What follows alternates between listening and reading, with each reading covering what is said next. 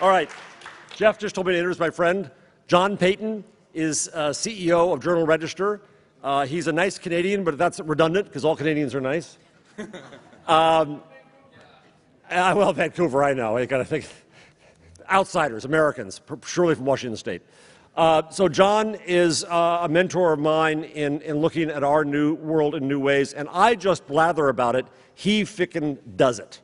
And he has changed the newspaper company in incredible ways. I didn't think it could be done. As a good friend of mine said, why did it take the newspaper industry 15 years to get its John Paton? Well, here's our John Paton. Yeah. Thank you.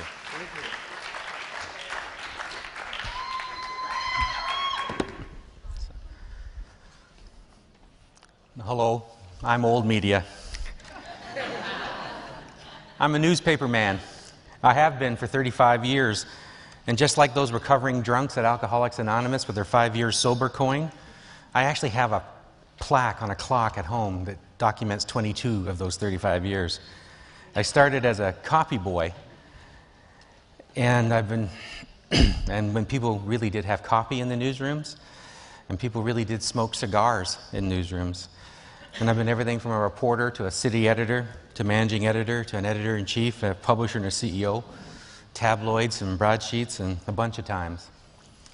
And I never think of myself as anything but a newspaper man. It's all I have ever wanted to be. But the being went with the doing, and of course, the doing is changing.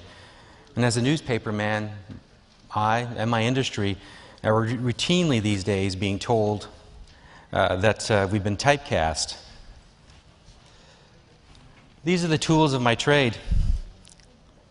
In newspapers, these were our rosary beads, but everything we did served the production god that ruled our work lives. Didn't have a color press? Then you described color to your reader. When descriptive detail was needed for a story, an editor would yell, "Add color." It was always a he, by the way. And what he meant, of course, was more words, not color. If you couldn't show a starlet in a red dress, then you had to write it. And all depictions of explosions were accompanied with this phrase, "an orange and yellow ball of fire," just in case the reader didn't know what fire looked like. And for sure, on most presses 30 years ago, you couldn't show the reader fire and color, even if you had the picture. Our devotion was to journalism, but to get things done, to go from reporting and writing to journalism, you had to bow down to the production god. And there was a great comfort in this, a solidity, a sense of craft. We could do something that you, dear readers, could not. And that knowledge was reflected in the terms we used around journalism.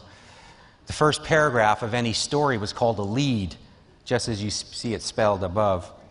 And way back in the day, that first paragraph was set in lead, just as you see it spelled below. And both descriptions referred to the metal or the type of metal that it was set in, lead, whether hot or cold. The proof that what we said was worthwhile was in the very fact that it was cast in type, and type that had been forged in a foundry. It said solid, professional, lasting, the final word on a subject. If you wanted to move up the church of journalism, you had to become the production god's most devoted acolyte. Mastering production made you a demigod of sorts. An over-ambitious striver in my 20s, I became a newsroom deity. As an editor, news was what I said it was to about 1 million people a day. With about 1.5 million people on Sunday. Sunday's always a very good day for demigods. And trust me when I say, like a god, way back when, what an editor said was law. This bench here has been in composing rooms of at least 3 daily newspapers in Toronto, where I started my career. No one knows how old it is, but it's certainly more than 150 years old. It used to sit at what we called the front page bench in the composing room. That was the big table where the front page was cut and pasted together.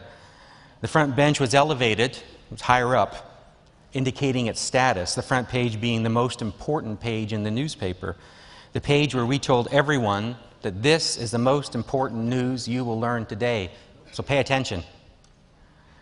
Many of us needed this little bench to be able to see the whole page as it was being constructed on the big bench. When you stood on this bench, you were in charge.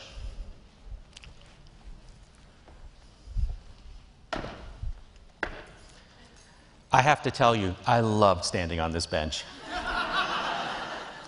I stood on this bench just about every night for years, and I decided what was news.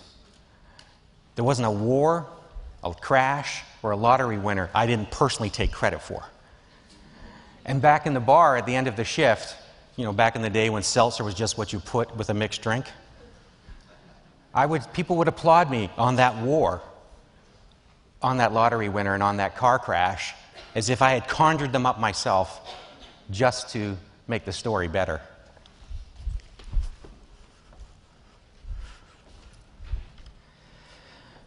Putting out the front page, I felt a connection to those who had written glorious headlines like these.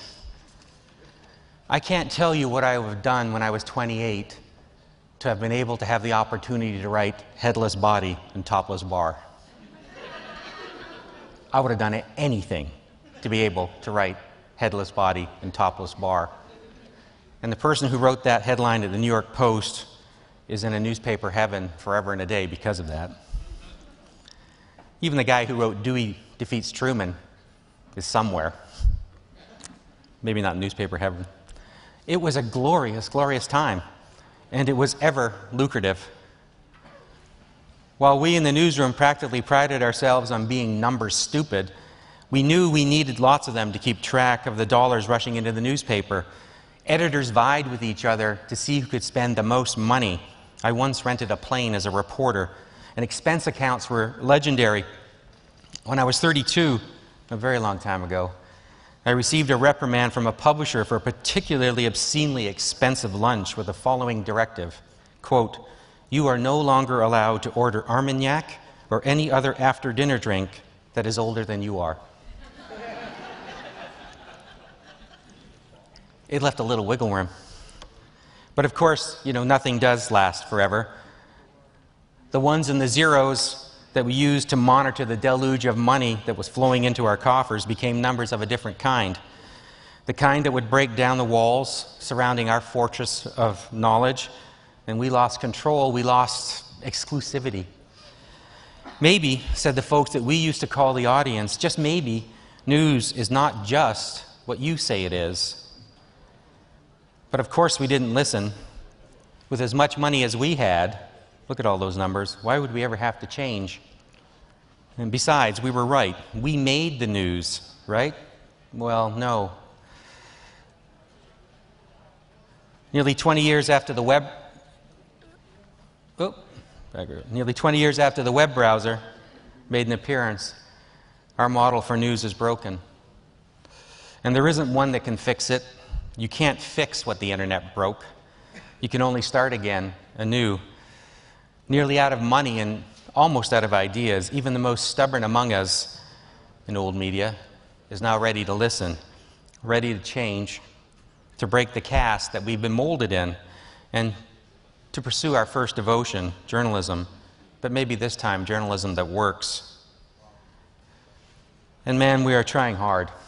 We finally get that the audience is now a competitor, and we're trying to find common ground as colleagues. We have our experience and context to add to that river of raw data flowing from every smartphone and laptop. And of course, as we try to adapt, we're constantly stumbling, we're constantly being humbled, and this being humble is not something we're used to. And in our rush to be a full player in this new news ecology, we are sometimes just, lost. The old rules aren't an exact fit anymore, but the basic rules, accuracy, decency, and even common sense still have value. They still have merit. Perhaps our most important role is to remember that our first love is journalism, not print journalism, but journalism itself, and to embrace all the ways journalism is now created, to be digital first and print last, and to work with all of those participants in the cause of journalism as they make their voices heard, and to bring the solidity of professionalism and the dedication we always have to the voices that are now joining us in pursuing this great cause, journalism. Maybe we can break type.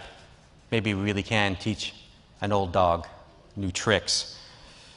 I'm betting on this. By the way, in this presentation, our American typewriter medium bold 60-point was used, Microsoft sans serif 54-point, Lucida sans serif 18-point. There are 12 points in a pica and 6 picas in an inch. Some knowledge dies hard. Thank you. Thank you.